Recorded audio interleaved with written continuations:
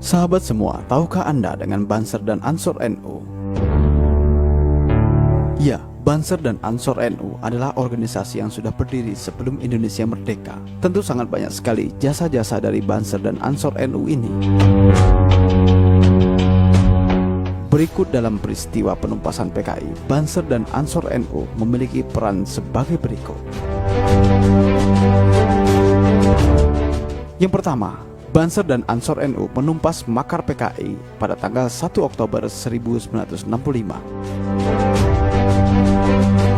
Aksi sepihak yang dilakukan oleh PKI berpuncak pada pembunuhan. Ada sekitar 200 orang PKI membantai. Pembantaian terhadap anggota militer itu mendapat reaksi keras dari Legend Ayani. Tokoh-tokoh PKI mendalangi kemudian diproses secara hukum. Namun hal itu makin menambah keberanian PKI dalam melakukan aksi sepihak. Keberanian PKI dalam melakukan aksi sepihak ditunjukkan dalam aksi yang lebih berani, yakni menduduki kantor Kecamatan Kepung Kediri. Dan sehari kemudian, sekitar 1.000 orang Banser melakukan serangan ke kantor kecamatan untuk merebutnya kembali dari kekuasaan PKI.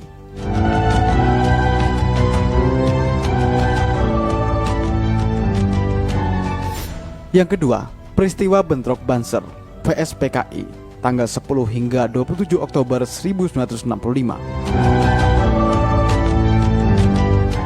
Pada tanggal 10 Oktober 1965, para anggota Banser di Kabupaten Malang mulai menurunkan papan nama PKI beserta ormas-ormasnya. 11 Oktober 1965, Banser beserta santri dari berbagai pesantren di Tulungagung menyerang PKI di kawasan pabrik gula Mojopanggung. Sekitar 3.000 orang PKI yang sudah bersiaga dengan senjata panah, kelewang, tombak, pedang, celurit, air keras, dan lubang-lubang di dalam rumah berhasil dilumpuhkan.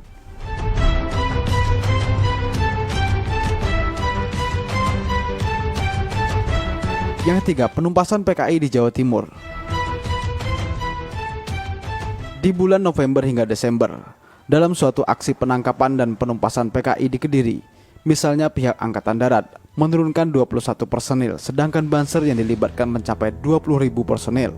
Dengan jumlah yang besar itu diadakan operasi yang disebut Pagar Betis, yakni wilayah kecamatan dikepung oleh Banser dalam jarak 1 meter setiap orang. Dengan cara Pagar Betis itulah PKI tidak dapat meloloskan diri.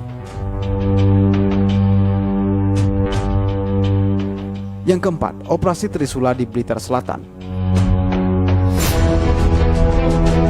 Pada tahun 1968, ketika PKI sudah dibubarkan dan pengikutnya ditumpas, terjadi aksi-aksi kerusuhan di Blitar Selatan. Aksi kerusuhan yang merupakan perampokan, penganiayaan, penculikan, dan pembunuhan itu selalu mengambil korban warga NU. Dalam operasi terpadu yang diberi nama Operasi Trisula, sejumlah tokoh PKI berhasil ditewaskan dengan melibatkan 10.000 orang Banser, ditambah warga masyarakat yang kebanyakan juga anggota Banser yang tidak berseragam.